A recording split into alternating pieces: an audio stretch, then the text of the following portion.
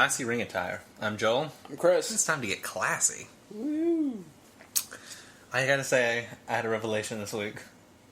Okay. That I'm really looking forward to all pay-per-views from now on. Okay. Because pay-per-views mean that the Monday after will be a Raw that comes after a pay-per-view, which apparently are amazing episodes of Raw. They're better. There's actual, like, there seems to be an actual point to everything that most things that they do. I don't want to say everything, because not everything had a point on Monday, but still. 2 episodes of Raw this year. I would say 2 episodes of Raw since Raw 1000 have fully justified being 3 hours. Yeah. And I would say it's the one after WrestleMania and the one this week. I would also argue that the Raws, the closer you got to WrestleMania, were probably a little bit more justified. A little bit more. Not like these two. Understood. Not like these two. These two are miles above. Understood. I can make an argument for those. Not a good one. I didn't say it was a good one. I just said it was an argument. So, yeah, we had a lot to go down, and it was another one of those scenarios where the pay-per-view was alright, but obviously it felt like Raw was a little bit better. Yeah. You know? Just because... But the thing is, you really couldn't do one without the other. There was a lot of things that were in... The groundwork was laid at Payback. Yeah. And then, you know, like Inception, you had to see if it all took the next night. As far as, like, especially with, like, the face or heel turns and stuff like that. Especially stuff like that. Yeah. But there was some other stuff that just had to just kind of grow from Payback. And usually it's the other way around, because usually you want to start, you know, planting seeds before the pay-per-view. And then lead the up to pay-per-view be the big moment of truth. Well. But this was interesting. You want to run through Payback first real quick? Let's run through the Payback real quick. Alright. Okay. We have the pre-show. I did not see this. I didn't watch it either. I have no regrets. No. And it really could be pointed back to our discussion about Sheamus last time. I hate Sheamus. I hate Sheamus as well. Blair, you're welcome. You were right. Do with that information what you will to yourself. Fine. I am skipping a Sandow match. Carry on. Carrying on. We officially started the show with the triple threat match for the Intercontinental Championship. It was the champion Wade Barrett versus Miz and versus Curtis Axel. Yes. Decent enough match, I thought. Nothing stellar, but I don't think we were expecting stellar. I mean, as far as in-ring work, it was solid fine. in-ring work for, personally, you know, an up-and-comer and 2 guys that... Personally, I don't think Curtis Axel did enough. Yeah? Like, a lot of the match was Wade Barrett and Miz. I would have liked to have seen more of Curtis Axel because we haven't seen enough of him, period. Yeah. So we really don't know what he's going to be bringing to the table. Well, the match itself and, you know, the mentality of it was fine because it fit his character as, you know, a win is a win. You know, that's kind of his thing right now. So it fit that, but as a fan who's still on the fence about how I feel about him, I would have liked to have seen more. So I can definitely say I like this guy or I hate this guy. I mean, well, you also have... He wasn't in this match till, you know, kind of a last minute. Well, yeah, there's that. So, but I still think he could have done more. I'm going to say... It was an interesting ending, though. The more I think about it, the more I liked the ending. Oh, yeah. I had no problem with it, and like I said, it fit with what we've seen of him so far in the character. I didn't feel cheated out of an ending. No. Which is a dangerous thing when you're not going to have... And I get why, you know, that not every ending can be a clean ending. Had that ending been for the WWE Championship, might have felt a little bit different. I don't know. As far as... It's tricky to have a not clean ending. Because, it feels cheated out of. But I get the importance of having not clean endings on, not just on occasion, but fairly frequently to, be able to keep the same guys fighting again and again. Mm-hmm. This was a not clean ending that I felt very much. Which would justify them having another match. Yeah. Like, the same thing with... it really genuinely felt... Like the weird ending to the first Daniel Bryan and CM Punk match at Over the Limit. It wasn't necessarily not a clean finish, it was a confusing finish. Somebody technically won, it didn't feel like anybody lost. Right. So... And Daniel Bryan had a legitimate point to make to justify the next match. Yes. Which just what happened also at Kane.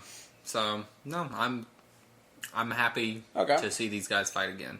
Cool. Which, is not a stellar review of a match, but... We're not against it. Yes. Basically.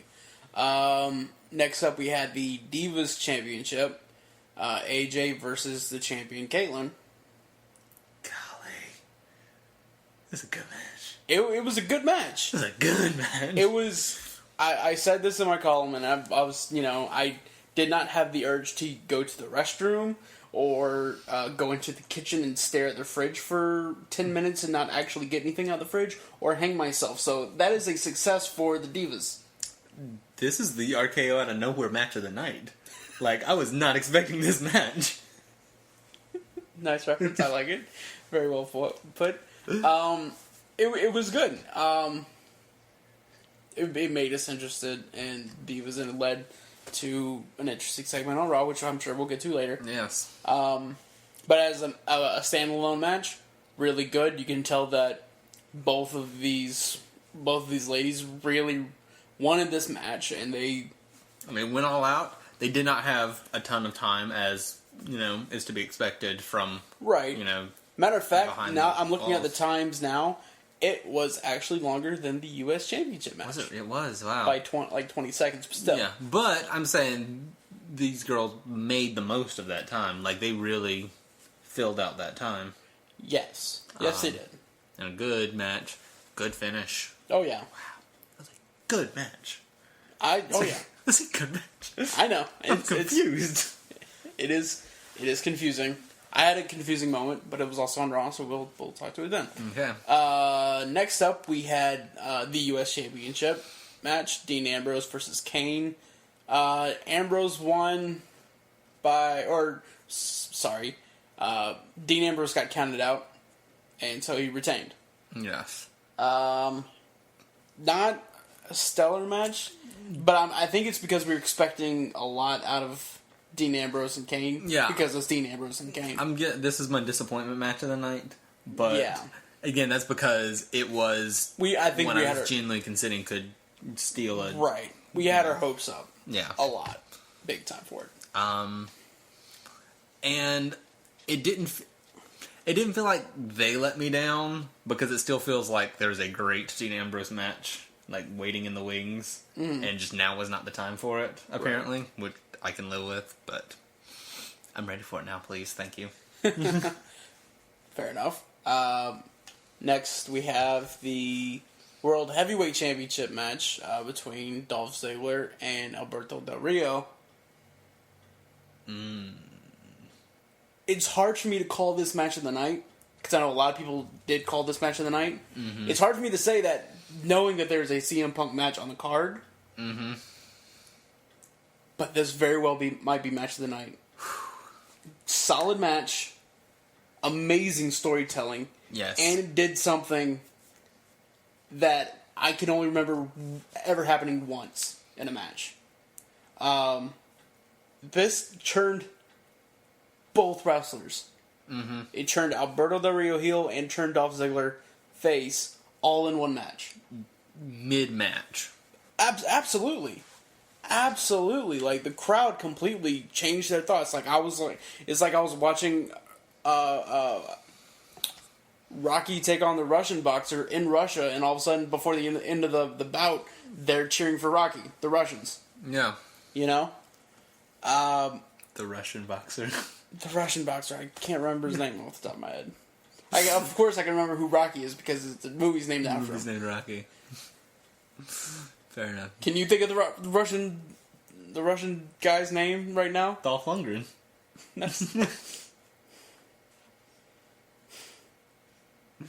I hate you so much right now. Of course I knew it was Dolph Lundgren. The thing about this match that feels confusing to me is how much credit here goes to Del Rio. Yeah. Like, Del Rio played a character and played this character arc out. And they had to have had some sort of conversation beforehand. Yeah. Where Ziggler basically was like, you're going to have to kick me in the head relentlessly, even though I just came back from a concussion. And Del Rio, if he's any sort of a human being, which I'm sure he is, I'm sure he's a delightful human being, was probably like, are you positive about this? Because I really don't want to murder you. Maybe I don't kick you in the head this many times. But Dolph is just like, go for it. And I don't know if Dolph Lundgren is the one who's really heavily pushing this, or Dolph was just... Did I just say Dolph Lundgren? You did say Dolph Lundgren. Oh, dear Lord. There's too many Dolphs in your life. I'm going to let you finish this. Go ahead. Good. Just, I don't know what I was saying. The point Chris is trying to make is that we don't know exactly who is the creative mastermind behind here, but there was genuine skillful storytelling, there was genuine skillful character development. As much as we mark out for Dolph Ziggler, a lot of that just comes from he can lose all the bones in his body for a single move if he needs to, and bounce. And so, but he was, part of this match that very much furthered a story. And oh yeah, well done storytelling. Oh yeah. So. Oh yeah, and like everyone involved in this match played a part. Yes. Ricardo, just him, kind of, because Ricardo basically has to turn with Del Rio. Ricardo just can't be like, oh, I don't approve of this, is what's happening. He basically he still has to be Del Rio's cheerleader. Yeah. And AJ, she's just, has to be the very concerned girlfriend. How much of that is actual legitimate concern, because I was starting to get concerned there for a while too. I was a little concerned. Yeah. And Biggie just had to be Biggie.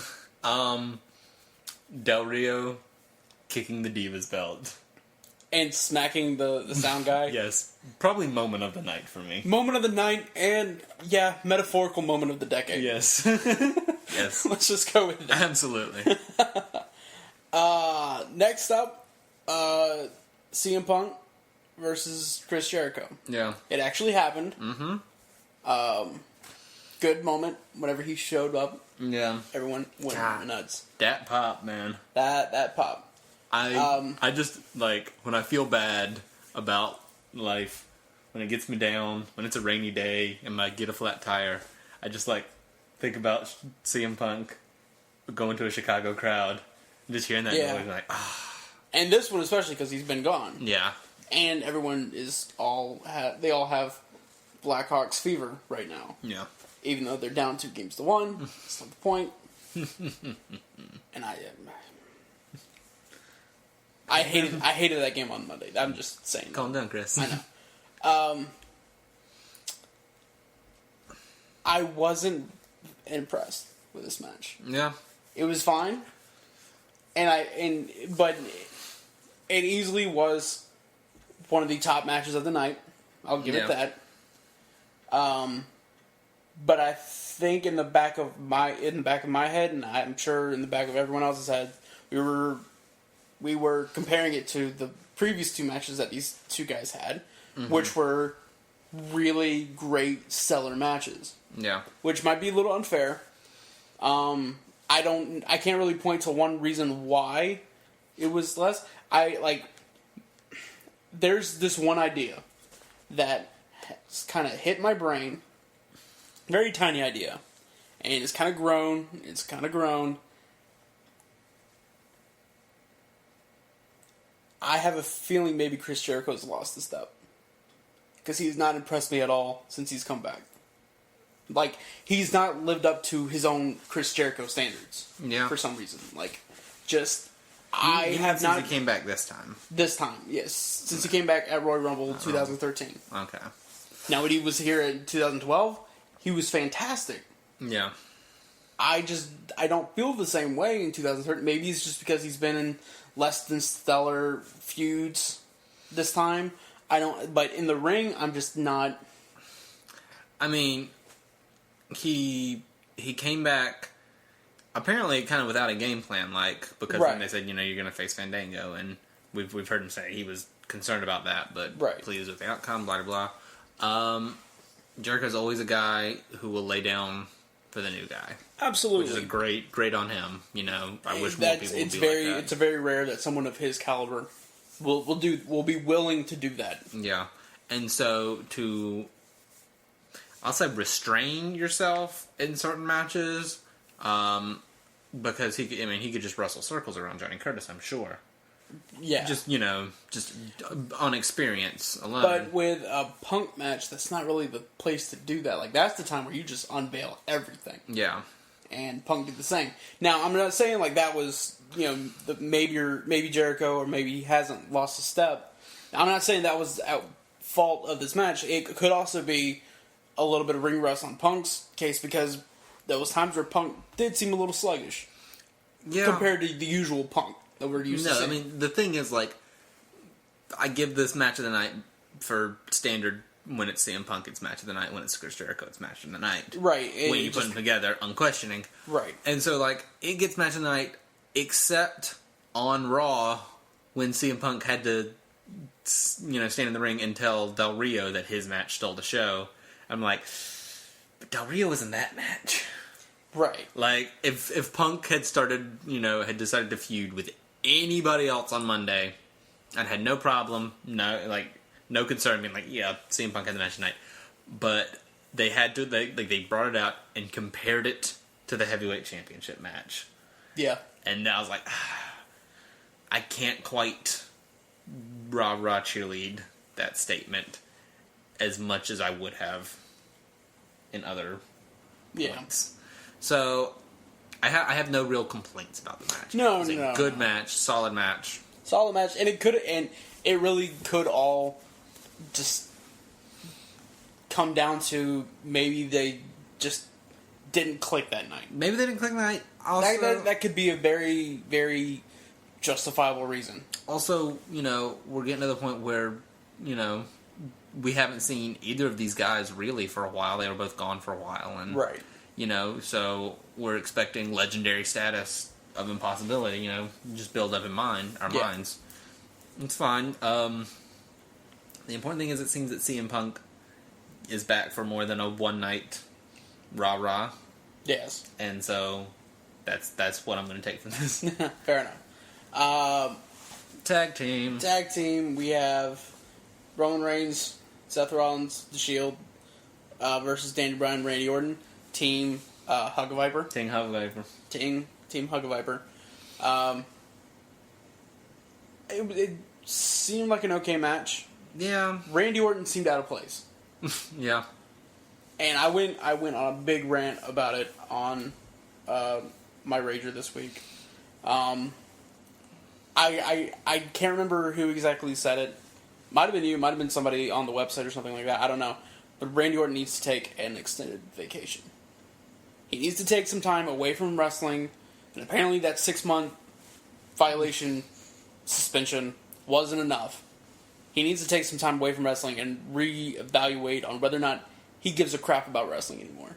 Yeah. Because anytime he's on television, in the ring, he basically, he has all the talent in the world, he has all of the ability in the world, but his body language is saying, I don't want to be here.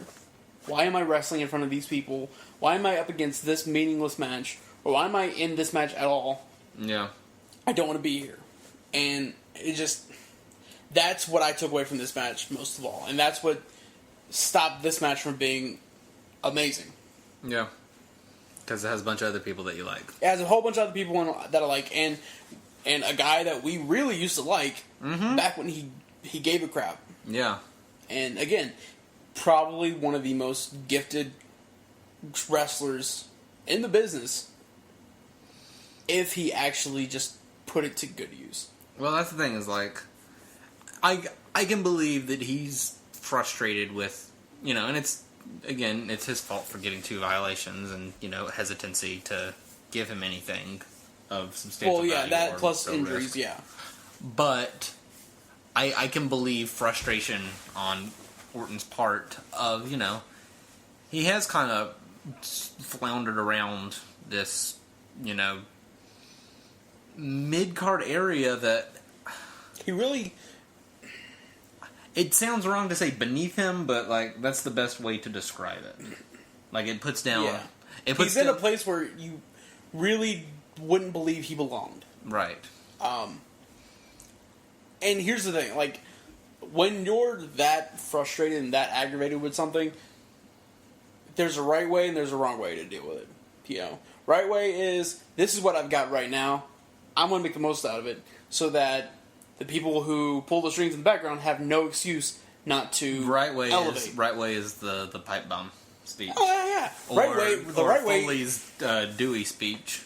Yeah. The right way is to do whatever you can to put yourself in a better position. That way, like I said, the people that pull the strings have no choice but to elevate you. Yeah. Okay? The wrong way is to, sorry for the term, half-ass it. Yeah. There's no other way to put it. He's been half-assing this in, at least the past year.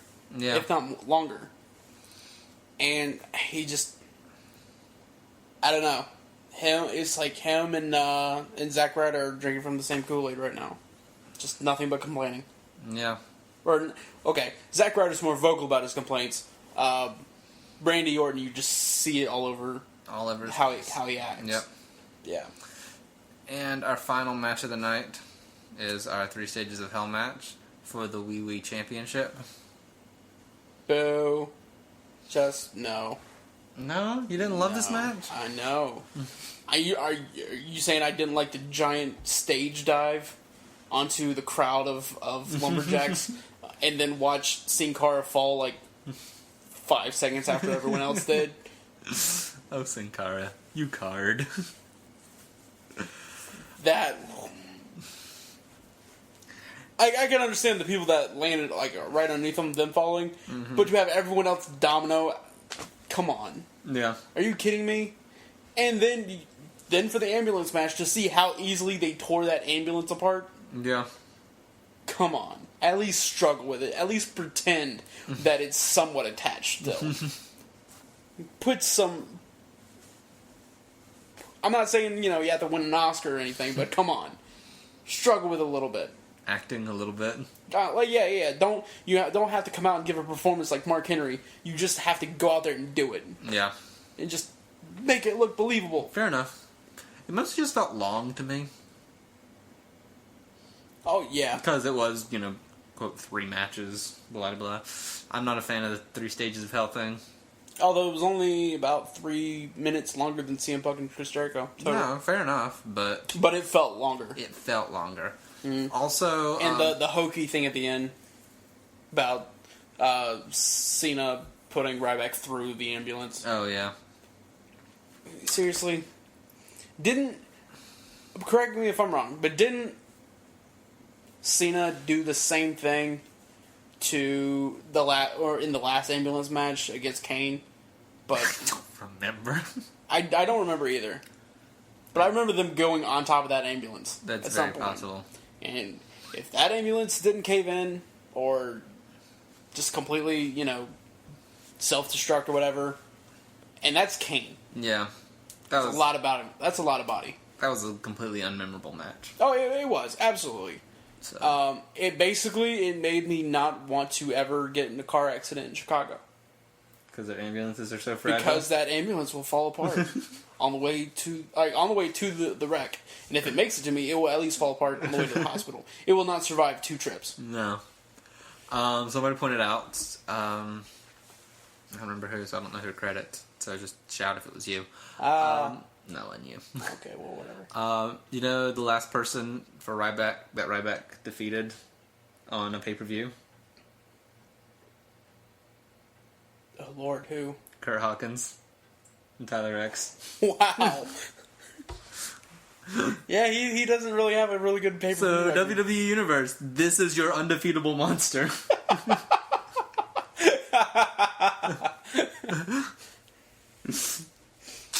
So. Oh, wow. No, because, you track it back. The loss at Mania. All those losses to Punk and Shield. Yeah, Punk and Shield beating them up throughout the winter. So, yeah. That was a thing. I'm no longer like, as soon as I pointed out to me, I was like, oh, that just killed any momentum I feel like Ryback may have had. Yeah, you were like, oh yeah, Ryback has all this momentum, and then you're like, oh wait, yeah, he loses every pay-per-view match. Yeah. As soon as he was inserted into the CM Punk Shield thing, he just started losing all the pay-per-views. Yeah. And yet still gets the Goldberg chance. If you're listening to this and you're still chanting Goldberg, Stop it. Move the hell on. Stop it. We get it. You think he resembles the original WCW run? Fine. He's not undefeated anymore. Nope. Chill the crap out. Like, come on. He's undefeated against Kurt Hawkins. Well, yeah. Him and JTG. So, I guess did he ever fight JTG? Like, at least 2-3 times. Really? I don't remember. I know JTG was fed multiple times to both Brodus Clay and Ryback. I mean, I'm mostly just trying to remember when JTG was on the TV. Oh, it's been a long time. No, wait, last time was whenever the week before he went on Twitter and started complaining about not getting any TV time. Oh yeah, jeez, I remember that. All right, so that's Payback. On to Raw. On to the Raw. What do we start? We start off with Del Rio. Yeah, it's like to try and go vaguely in order. Del Rio comes out, pretty much solidifies a heel turn. And, we get instant boo from the crowd. Yeah. CM Punk comes out, pretty much to solidify that he seems to be back. While also putting Ziggler over a little bit. Yeah, nice job. And kind of re-accepting his face role, which is nice. Yeah. Because that was my big fear about him coming back so soon, is that they would still go for heel reactions. But doing so, like, I really didn't want them to pit him against Paul Heyman, like, right off the bat. But the way they're doing it, I think, is kind of interesting. Yeah. Because he never had it... Excuse me. He never had any intention of putting himself against Paul Heyman. Mm-hmm. Essentially what we got at the end is, other people right doing that for him. Let me say that I desperately hope that CM Punk does not do anything stellar or substantial until he gets rid of that facial hair. So I don't have to end up buying something with him wearing that facial hair on like some sort of best of DVD years down the road. Okay. You don't like the Wolverine I would like to forget chops? I would like to forget those. Like the mustache thing when he had just the mustache. Like that man likes to play with his facial hair. Yes, the just the mustache he did. That was like the last Raw before the big money thing. Yeah, and that was also he had that mustache whenever he went on that. He was yelling at that fan. Mm-hmm. The cam caught that. Yeah, so, yeah, that's probably my favorite GIF of all time. Yeah, yelling at that with that mustache. Yeah, yelling at that individual, telling him exactly what kind of genitalia that they have. Yes, I know what you're talking about. And repeating it. Yep. And also made a commentary on his hairdo. Yes, I felt like that was very stylish of him. Just wrong wording. Yes, in public. Yep. I remember. I was there. I know. I don't know why you're telling me. I just felt like doing it. You're wasting my time. I don't care. So, Punk yay. Del Rio boo.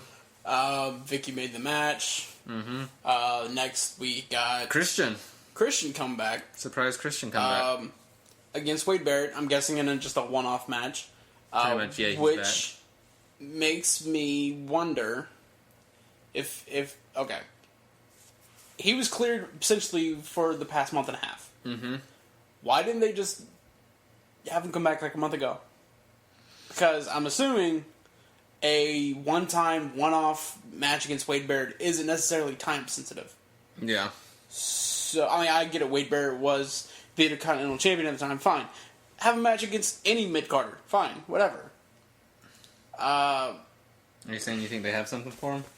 I don't think they have anything for him. Like, they might put him in the IC picture now. Yeah. Make it a 4-way or something. Or, but he had Money in the Bank's coming up. I mean, obviously, yeah. But, I mean, I was going to say, why not surprise return him at Money in the Bank, although you're already doing that with RVD. Although it's not a surprise return, but... Yeah, because they definitely want that. They're wanting to create a buzz and maybe generate some buys off saying that RVD's could be back for Money in the Bank. Right. Which is appropriate for him. I mean, I totally get that. I'm assuming that their random drug tests aren't going to be so random anymore. Either they're going to make sure he's clean or they're just hands off. Yeah. Well, I'm assuming this is going to be a short run. Well, that was my question of the day was it was pretty obvious. Like, what do you book for RVD if he's coming back? I have no idea. I've never been big into RVD, to be honest with you. And I mean,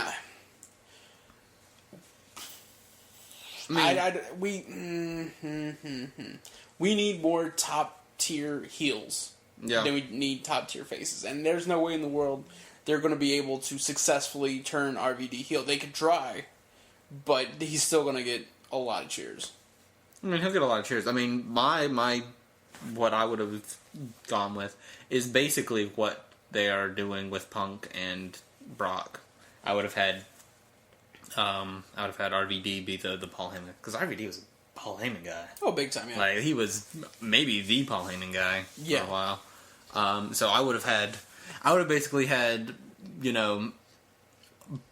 Heyman and Punk backstage segment. Like, he never comes out of the ring with them, but have those backstage segments of, doing good from afar, kid, and, maybe I'll come out this week. No, you won't come out this week, blah, blah, blah. Yeah. And then probably, let RVD come out to a face pop, have him do some stunts, not win the briefcase, though, but, have the nice spots for him, so he can get a "You Still Got It" chant. And then that Monday after, close out the show with him attacking Punk and Paul Heyman, running out. I mean, like, you think you can just leave? Blah, blah, blah. Yeah. But they're rushing it and doing it with Brock. So, yeah. La-di-dee, la-di-da. Which I'm okay with, because Brock Lesnar. Yeah, it's Brock Lesnar. We're finally seeing him in a match, not against Triple H. Right. Exciting. So, with Brock starting off with coming out with CM Punk, it just there's other stuff for Brock to do. Yeah, that makes the ring. Yeah, and I think that's a very excitable thing to look at. And with Brock, we know he has a very limited schedule. Okay, so personally, I'm thinking that this is going to lead to SummerSlam. Yeah, myself. So that means basically Punk, aside from a few promos here and there, can basically go back to his vacation, which we've already come to terms with, so I'm okay with it. Yeah, I was expecting Punk to return at SummerSlam, so this is all bonus Punk right now. Absolutely, this is more than what we thought we were going to get.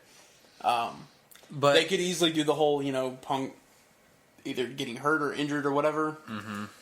Well, that's at the same time, good thing we got Brock with a mic for a second. I was like, what's gonna happen? What's gonna happen? Everyone. Oh no. We were at Geeksboro again this past week. Had a group of really, really awesome people there. When that moment happened, I think pretty much all of us were just like, no, Brock Lesnar. Put the mic down. Put the mic down. And then finally, dropped it to... It's like, they're going to end this episode of Raw on a Brock Lesnar promo? What? Oh, what? Like, talk about tripping at the finish line. Yeah. But no, they did. They pulled it out.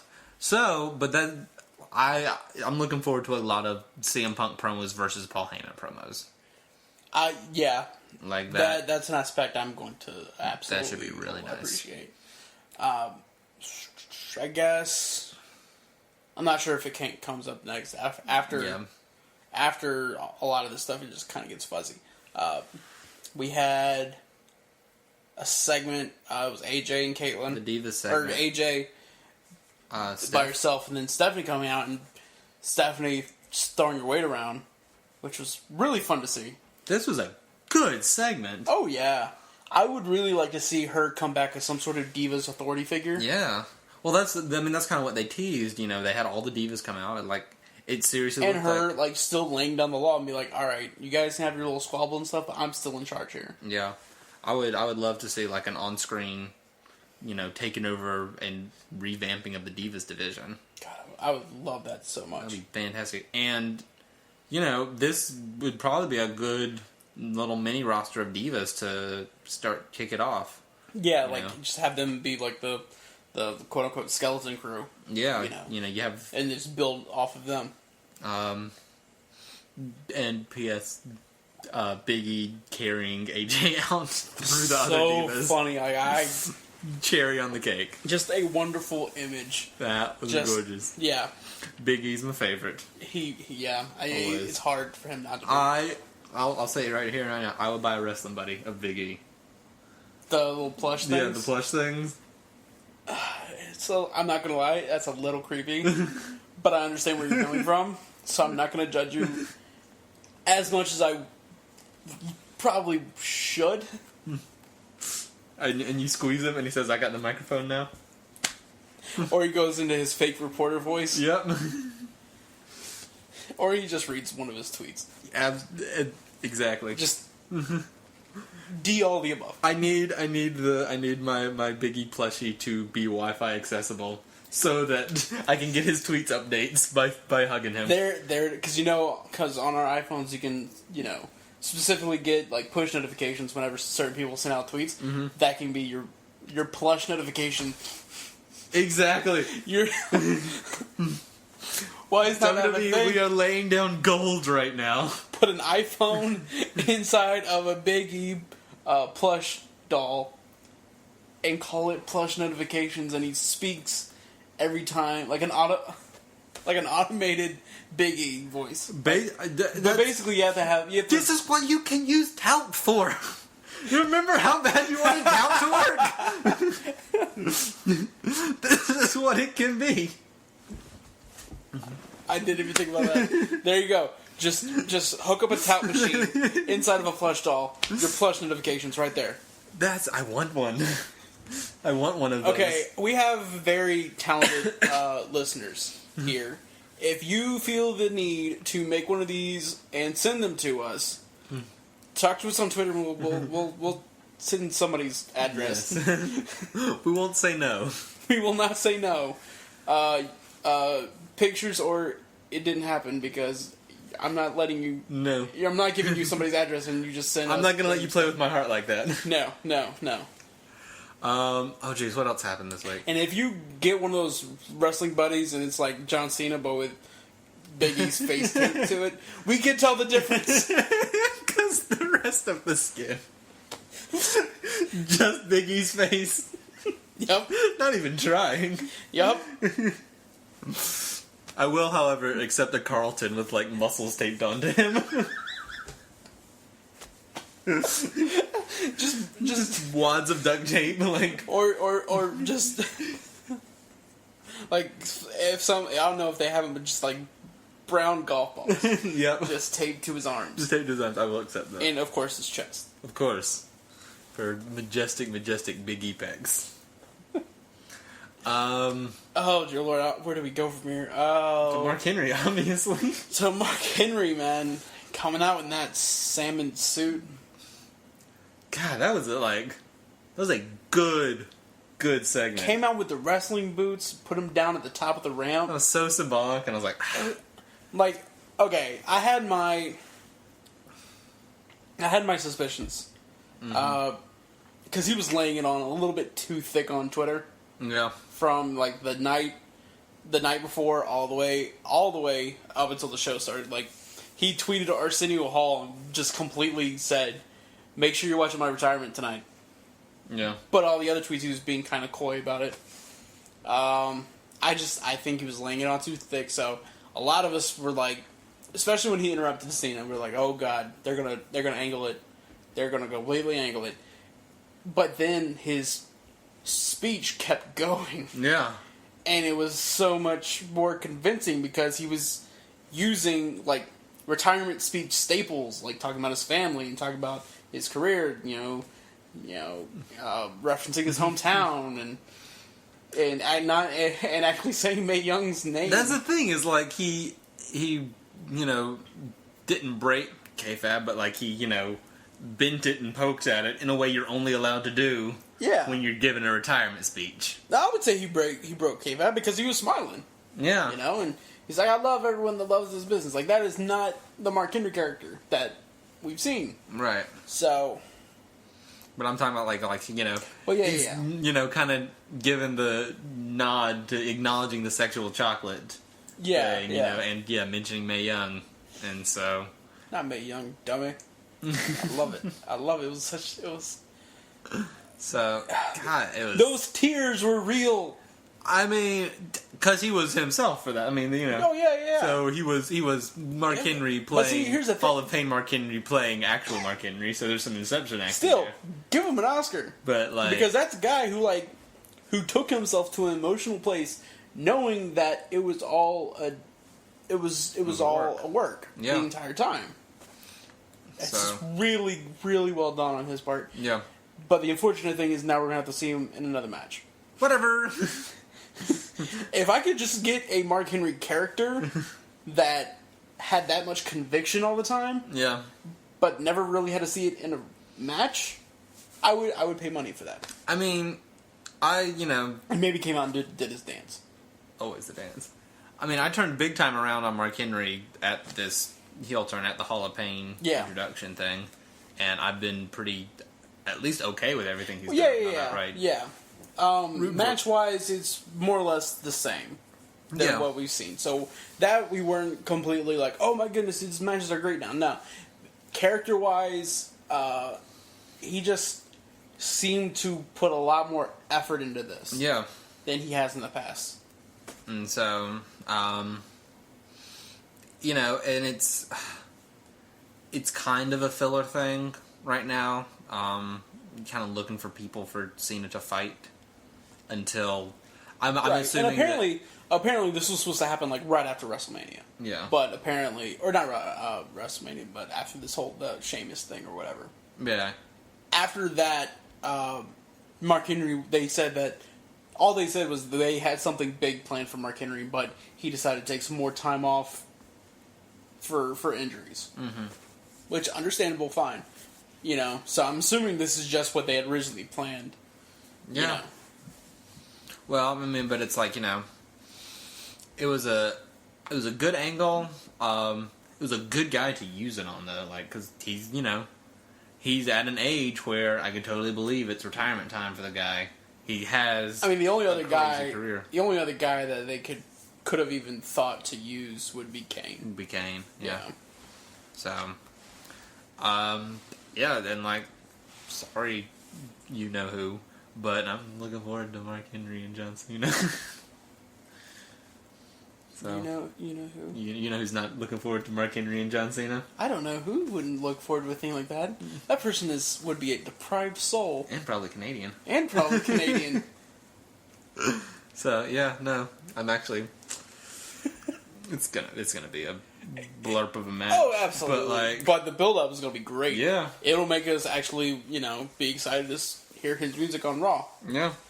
So, I mean, at the core of it, isn't that what it's all about? It is. There you go. But like, I was getting a little choked up at that retirement speech. I was too. I'm not gonna believe like, and a lot of us at Geeksboro was like, we're like, okay, it's gonna happen any minute. He's gonna attack Cena.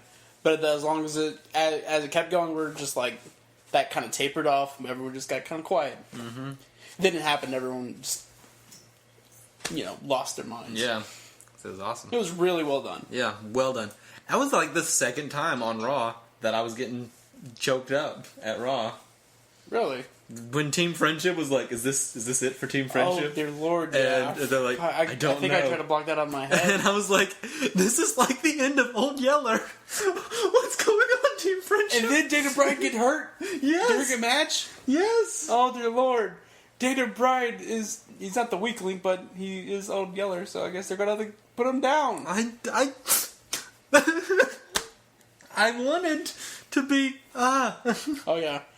Speaking of, Dan Bryan did apparently get hurt during... And then they said, like, right after, like, he went backstage, he had, like, just a screaming fight with Triple H. Yeah. I don't know if that was planned or not, or... I'm assuming not. I don't know. I mean... apparently everything's fine now, but... Well... And the injuries was only a stinger. Yeah. Which... Well, please do not let this derail, the... You don't want to derail D. Bryan? That's right. I don't want that to happen. I want Bryan forever. We all do. We all do. So, there's these hints at this 3-person power struggle for Raw that's going to happen. Yeah. I think they need to have a 4th. They need to bring back Shane. Shane? Oh dear Lord. If Shane... Like, granted, we've seen the McMahon power struggle many, many times. Haven't seen it in a while. I've never seen it live. I was too sporadic during the time. Yeah. I mean, I've seen like the later, like the post 2000 version of it, and it's not as good, and it's a lot more brief. Yeah. So I don't know. It's been a while. I feel like we're due another McMahon rivalry. I would lose it if Shane came back. Oh dear Lord. That I think more than anybody else, if his music hit, I think that's the one I would lose it the most for. I was trying to make some sort of like Mick Foley connection, but I can't really think of a situation like right off the bat. I mean, I'm excited when Mick Foley comes out because I like Mick Foley. Yeah. Mick Foley's not. I mean, we don't want to see him in a match. Don't want to see him in a match. I don't think he's just out of concern. I don't want that man to be dead. Yeah, we don't want anything bad to happen to that man. Or more so than what's already happened to him. Like he has given me more than I deserve. So yes, and he does not need to give anymore. No, and I don't think, as you know, I love him on mic too, but I don't think he will be on TV enough. He won't, travel to be there in a feud, even in a on mic only kind of thing. He'll do the thing where he pops up and endorses the face, and he'll probably be on the, if they're going to continue with the play-by-play replay guys. He'll be on that table sometimes. Right. Which that's all I ask of him. That's wonderful. But speaking of, Josh Matthews is a hack. Bring back Renee Young. She was on the John Layfield and Michael Cole podcast. Yeah. And they actually had her like in the room, not like recording or anything. Mm-hmm. She's delightful. Yeah. Had her and Arda Ocal. Yeah. And they used to work together, so that was kind of delightful. And I was like, Josh Matthews, I really don't have anything against you, except for the fact you're not Renee Young. Get off my TV. Boo. Boo. So, I'm trying to remember, is there anything I don't know if there's a Renee Young fan club or anything, but sign me up. Have you just started it? I might have. That might be my new gimmick. Club of one. I don't care. More for me. Is there anything that we need to talk about else on Raw? I'm trying to remember. Oh, I don't think so. No. Nothing that's glaring me in the face. Mm-mm. So, but other than hearing about people online and people on Reddit, perving out over a wardrobe malfunction. Yeah, I saw that. And I was like, oh, I think, okay. Well, I don't know. Apparently it wasn't a lot of people, but our screen did kind of go black for a second. Oh, did it? Yeah, it did. Oh, wow. It did have a delay on it. So apparently we were one of the few, because apparently a lot of people saw a lot more than we did. No. I thought it was weird that, oh yeah, something must have happened. And then next thing you know, they cut back and she's adjusting her shirt. And I'm like, oh, I understand. Well, alright, it's time to move on to the worst segment in the world. You mean the segment where we leave? Because I know you're not talking about the best segment in the world. What is that segment, Joel? It is Mailbox. What is that segment, Joel? It's... That's right, it's Chris's mail sack! Mail sack, mail sack, Why's there in the mail sack? Mail sack, mail sack. Let's all go inside. I didn't get to do it last time. I almost forgot the lyrics. Really? Yeah. How bad would that? How tragic would that have been if I ever forgot the lyrics to that song? I don't know how you could. Those lyrics are seared in my brain. Well, maybe you should sing it then. They pushed out the Pythagorean theorem. I forgot what that is. It's like a squared plus b squared equals potato?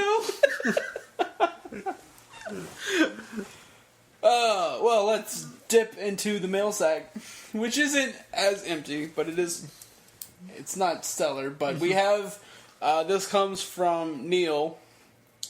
He says, Payback was a solid pay-per-view until an incredibly boring end.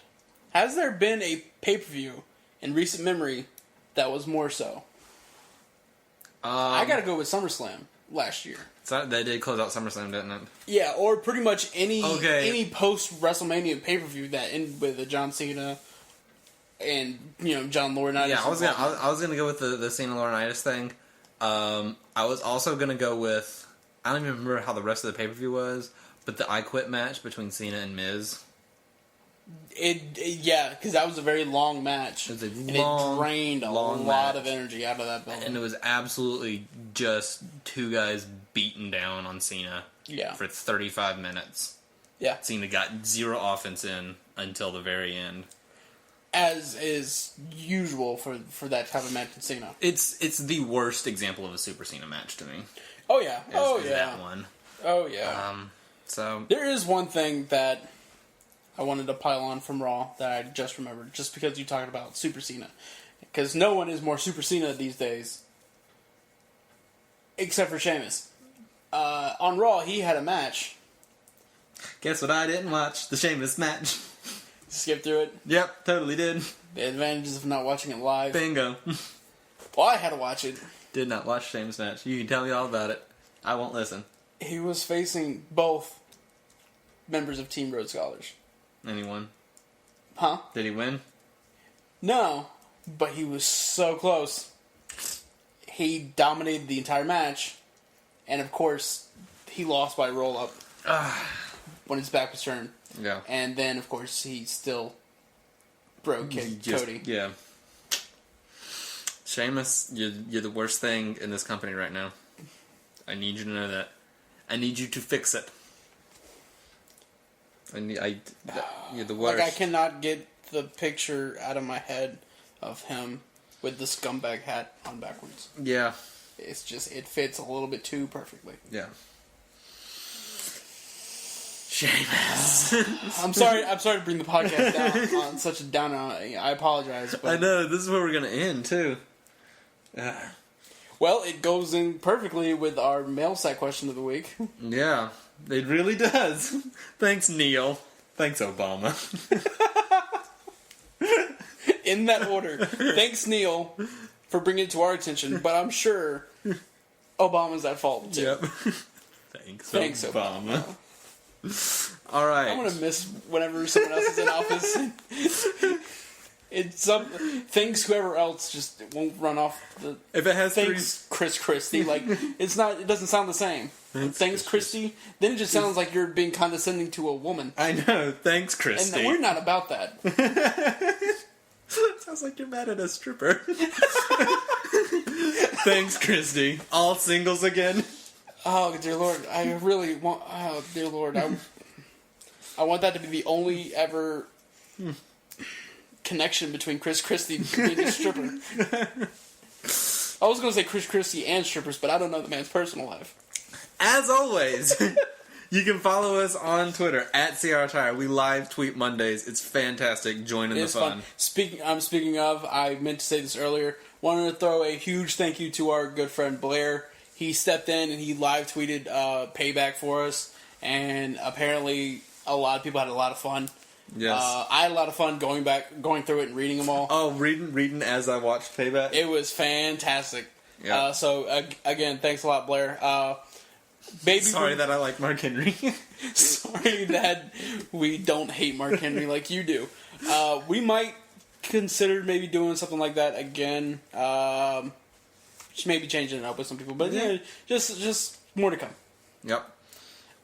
Also, if you would like to send us questions, comments, any idea you have, hate mail, love mail, anything you want to be put into the mail sack, you can send that to our email. That's classicringattire@gmail.com. You can also subscribe to us on iTunes. We are on iTunes. Subscribe. You get new episodes every single time downloaded directly to your computer, iPod, listening device thingamajig. You can also give us a rating of... 5 stars. Yes. Exactly. Shut up. Keep going. 5 stars. A review would be fantastic, so check us out on there.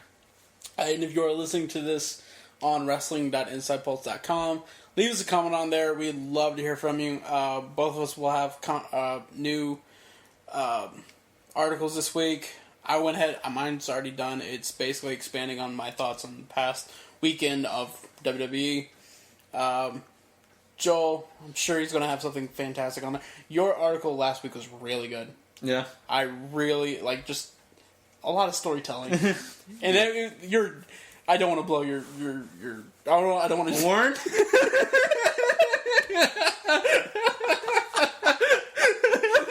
Do you not want to hug my Viper?